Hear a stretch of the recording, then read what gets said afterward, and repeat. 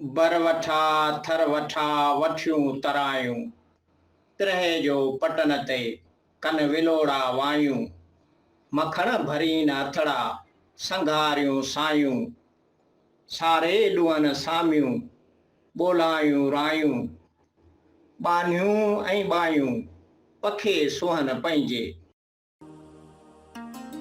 बर माना रणपट ऐं बयाबान, ॻोठा माना वसी विया आबाद थिया, थर माना रेगिस्तान सिंध जो हिकु वारियासो भाङू या ॾिस, तरायूं माना खॾूं खोबा ढोरा, पिरह जो माना पिरह बांख जो पिरह फुटी जो सुबुह सवेले, पटन ते माना मैदाननि ते, विलोड़ा माना हलचल हल हलां।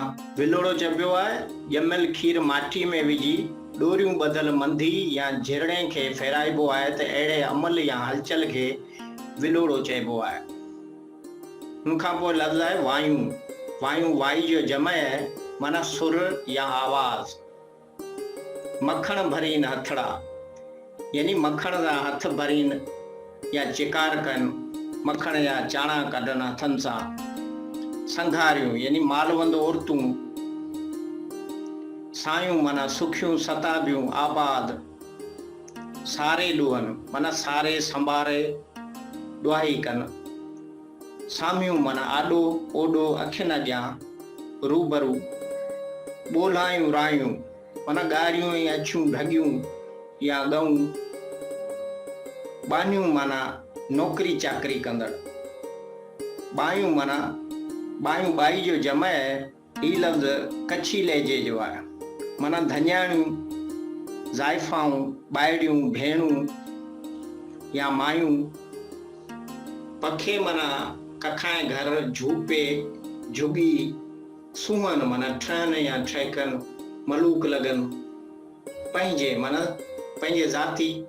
पेश आहे बैत जो मतिलबु ऐं सम्झाणी।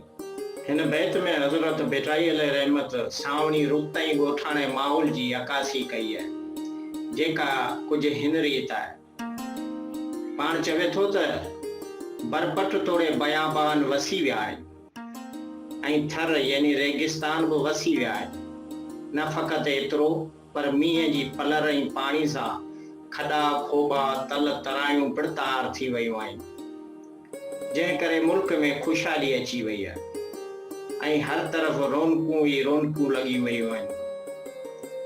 पिरह फुटी जो घर धन्याणियूं मालवंद मायूं यानी संगारियूं ऐं उन्हनि जूं बानियूं नौकरियाणियूं ऐं चाकरियाणियूं, चाकरी कंदड़ बि साम्हूं पट ते वेही पंहिंजूं ढॻियूं सारे संभाले ॾुहनि पयूं ऐं के वरी विलोड़े करण में रुधल या मसरूफ़ आहिनि ऐं माटियुनि मंझां झिरणनि जी हलचल ऐं फेर फेरां जा सुर आलाप ऐं आवाज़ अची रहिया आहिनि।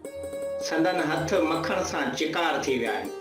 हर का पंहिंजे पखे यानी झुगी, झुपे ऐं कखाए घर में ठहे ठहिके सुहे थी।